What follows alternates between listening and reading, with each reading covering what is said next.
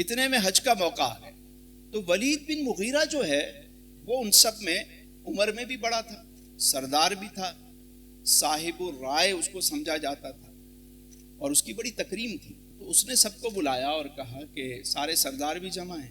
کہا کہ اچھا حج کا موقع ہے, لوگ دور دور سے آئیں گے, اب ہم لوگ ان کے بارے میں کیا بات کریں؟ الگ الگ لوگ ہیں, کوئی کہتا ہے کاہن ہیں, کوئی کہتا ہے ساحر ہیں. تو اگر لوگوں کو ہم الگ الگ بات کریں گے لوگ کنفیوز ہو جائیں گے. ہم سب مل کے کوئی ایک بات کرتے ہیں, ایک بات. تو انہوں نے کہا کہ آپ بتائیے کیا بات کہیں. ولید سمجھدار آدمی تھا, اس نے کہا نہیں پہلے تم بتاؤ تمہاری کیا رائے ہے. ایک نے ہاتھ کھڑا کیا, اس نے کہا کہ ہم سب کہیں گے کہ یہ ساحر ہیں, مطلب جادوگر ہیں. تو اس نے کہا کہ لا واللہ ما ہوا بساحر, نہیں بخدا وہ ساحر ہرگز نہیں, وہ جادوگر نہیں ہے. اچھا. دوسرے نے ہاتھ کھڑا کیا, اس نے کہا پھر ایسا کہیں گے کہ یہ کاہن ہے, نجومی ہے. نجومی بھی نہیں ہے. اچھا. تیسرے نے کہا کہ ہم یہ کہیں گے کہ یہ مجنو ہیں, یعنی دیوانے ہیں. تو اس نے کہا نہیں مجنو والی بھی کوئی بات ان میں نہیں. اب دیکھیں خود ہی وہیں سوال ہو رہے ہیں اور وہیں جواب مل رہے ہیں. پھر ایک نے کہا کہ میں سمجھتا ہوں یہ بات بالکل قریب ہے کہ ہم کہیں کہ یہ شاعر ہیں. نہیں یہ شاعر بھی نہیں, شاعروں کو ہم جانتے ہیں, شاعری جانتے ہیں, مکے کا بچہ بچہ شاعری سے واقف ہے. یہ جو کلام سناتے ہیں اس میں اوزان تو ایسے نہیں ہے, نہ وہاں کوئی مطلب اس طرح کا کوئی قافیہ ہمیں نظر آتا ہے. وہ عجیب کلام ہے, فن شعری کا معاملہ نہیں ہے. فن شعری کا معاملہ ہوتا تو ہم سمجھ جاتے کہ یہ شاعری ہے. شاعری نہیں ہے, بلکہ وہ عجب کلام ہے کہ جو سنتا ہے اس کی آنکھوں سے آنسو رواں.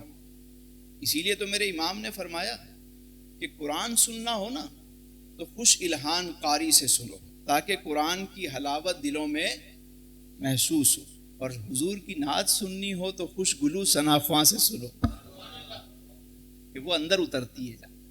اور اگر باعمل ہو تو پھر تو وہ سمجھیں کہ کام ہو گئے. اس نے کہا بھی شاعر ہیں. نہیں جی شاعر بھی نہیں, شاعر نہیں. دیکھیے قرآن کو آپ سمجھیں. قاری صاحب بیٹھے ہوئے, چاہے کوئی عربی قرآن پڑھے, کوئی افریقن پڑھے, امریکن پڑھے, کوئی پڑھے, بچہ پڑھے, جوان پڑھے, قرآن میں ایک سلاسل, ایک روانی ہے. جو الف لام میم سے شروع کرے گا, الحمد سے شروع کرے گا, والناس تک جس طرز میں چاہے قرآن کو پڑھ سکتا ہے. سبا عشرہ کے قاری ہوتے ہیں, 7 قراتوں میں پڑھتے ہیں, لیکن طرزیں تو بے شمار ہیں, ہزاروں لاکھوں قراء گزرے ہیں. کوئی حدر میں پڑھے, کوئی ترتیل میں پڑھے, کوئی تدویر میں پڑھے, جس انداز سے پڑھنا چاہے پڑھے. ہزاروں قاری آئے, ہر ایک نے اپنی طرز میں پڑھا, لیکن الحمد کی الف سے والناس کی سین تک ایک ہی تسلسل, ایک ہی انداز. اور قرآن کا اعجاز دیکھیے, دنیا میں کوئی دیوان, کوئی کتاب ایسی نہیں, واحد قرآن ہے کہ جس کے سب سے زیادہ حافظ موجود ہیں, اور ہر عمر کا حافظ ہے. بچہ بھی حافظ, بڑی عمر کا بندہ بھی حافظ, عورت بھی حافظ, بچی بھی حافظ. اعجاز قرآن. تو انہوں نے کہا نہیں یہ شاعری نہیں ہے, شاعری نہیں ہے بھائی. تو سب کہنے لگے اچھا پھر آپ ہی بتائیں کہ ہم کیا کہیں. تو ولید بن مغیرہ نے کہا کہ پھر ایک کام کرتے ہیں, ایک بات قریب تر ہے کہ ہم کہیں گے کہ یہ ساحر ہے. کیوں؟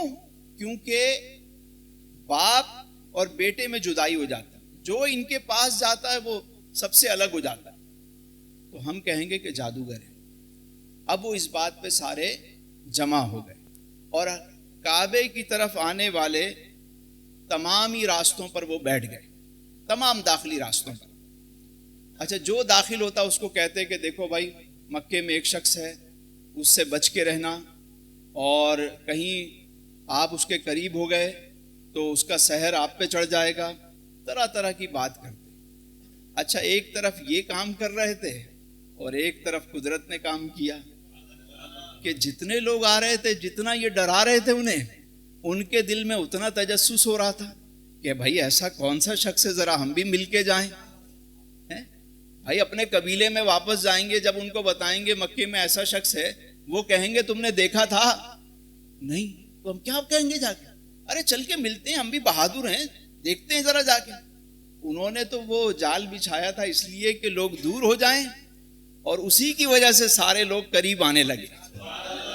اور جو میرے حضور کے قریب آ جاتا, جو میرے سرکار کو دیکھ لیتا, آپ سے بات کر لیتا, وہ کمال حسن حضور ہے کہ گمان نقص جہاں نہیں, یہی پھول خار سے دور ہے, یہی شمع ہے کہ دھواں نہیں. میں نثار تیرے کلام پر, ملی یوں تو کس کو زبان نہیں. وہ سخن ہے جس میں سخن نہ ہو, وہ بیاں ہے جس کا بیان ہے.